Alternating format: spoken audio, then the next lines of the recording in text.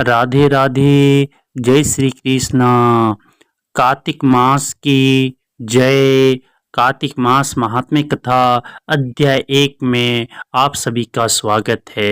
इस चैनल पे कार्तिक मास महात्म्य कथा अध्याय 1 से लेकर सारे दिन का कथा अध्याय 30 तक यहाँ पे सुनाया जाएगा और बताया जाएगा। तो प्लीज आप इस चैनल से जुड़े रहें। आज की कथा अध्याय 1 में आप सभी का स्वागत है।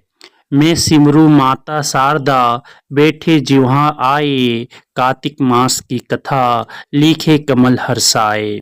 ने मिश्रान्य तीर्थ में सूर्य सूत जी ने 88,000 सनक आदि ऋषियों से कहा।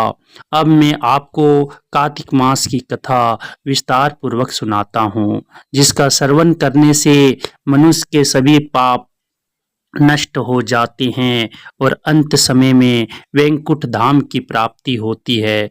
सूत जी ने कहा, श्री कृष्ण जी से अनुमति लेकर देवऋषि नारद के चले जाने के बाद सत्यभामा खुश होकर भगवान कृष्ण से बोली, हे प्रभु, मैं धन्य हुई, मेरा जन्म सफल हुआ।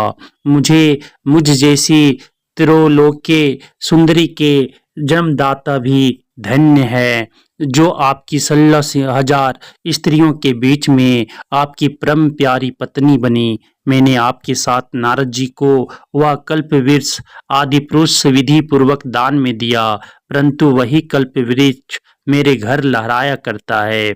यह बात मृत्यु लोक में किसी स्त्री को ज्ञात नहीं है। हे त्रिलोकीनाथ, मैं आपसे कुछ पूछने की इच्छुक हूँ। आप मुझे कृपया कार्तिक महात्म्य की कथा विस्तार पूर्वक सुनाइए, जिसको सुनकर मेरा हित हो और जिसके करने से कल्प पर्यंत भी आप मुझसे विमुख ना हो।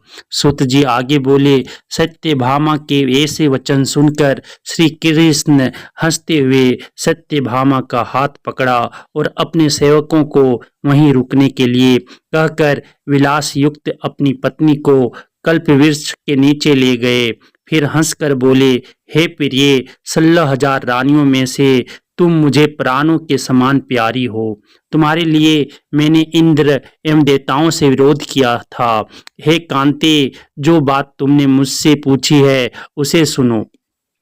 एक दिन मैंने श्री कृष्ण तुम्हारी सत्यभामा इच्छा पूर्ति के लिए गरुड़ पर सवार होकर इंद्रलोक जाकर कल्प वृक्ष मांगा। इंद्र द्वारा मना किए जाने पर इंद्र एवं गरुड़ में घोर संग्राम हुआ और गोलोक में भी गरुड़ जी गोओं से युद्ध किया।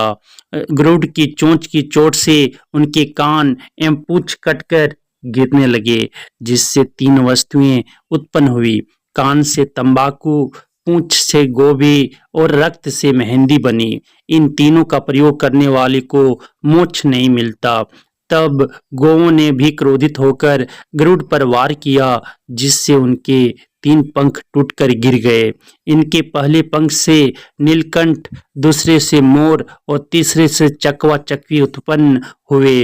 हे प्रिय, इन तीनों का दर्शन करने मात्र से ही शुभ फल प्राप्त हो जाता है।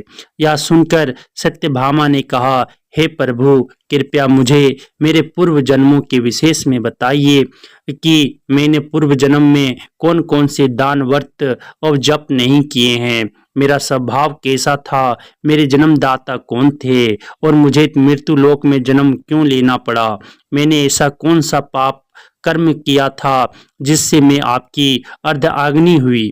श्री कृष्ण ने कहा, हे प्रिय, अब मैं तुम्हारे द्वारा पूर्व जन्म में किए गए पुण्य कर्मों को विस्तार पूर्वक कहता हूँ, उसे सुनो। पूर्व समय में सतयुग के अंत में मायापुरी में अत्रि गोत्र में वेद वेदांत का ज्ञाता देव शर्मा नामक एक ब्राह्मण निवास करता था। वह प्रतिदिन अतिथियों की सेवा, हवन और सूर्य भगवान का पूजन किया करता था। वह सूर्य के समान तेजस्वी था। वृद्धावस्था में उसे गुणवती नामक कन्या की प्राप्ति हुई।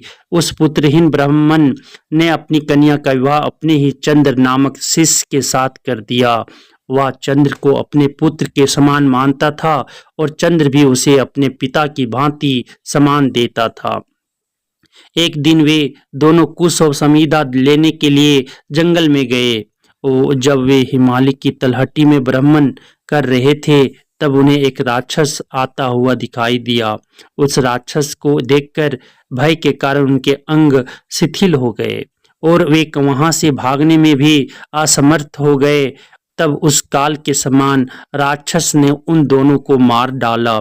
चूंकि वे धर्मात्मा थे इसलिए मेरे पार्षद उन्हें मेरे वैकुंठ धाम में मेरे पास ले आए। उन दोनों द्वारा आजीवन सूर्य भगवान की पूजा किए जाने के कारण मैं दोनों पर अति प्रसन्न खुश हुआ। गणेश जी, शिव जी, सूर्य और देवी, इन सब की पूजा करने वाले मनुष्य को स्वर्ग की प्राप्ति होती है। मैं एक होता हुआ भी काल और कर्मों के भेद से 5 प्रकार का होता हूँ। जैसे एक देवदूत, पिता, भ्राता आदि नामों से पुकारा जाता है।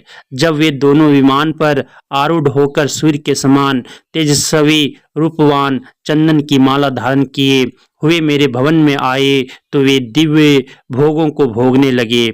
इति श्री कार्तिक मास महात्म्य कथा अध्याय 1 समाप्तम। राधे राधे। जय श्री कृष्णा। प्रेम से बोलिए विष्णु भगवान की जय।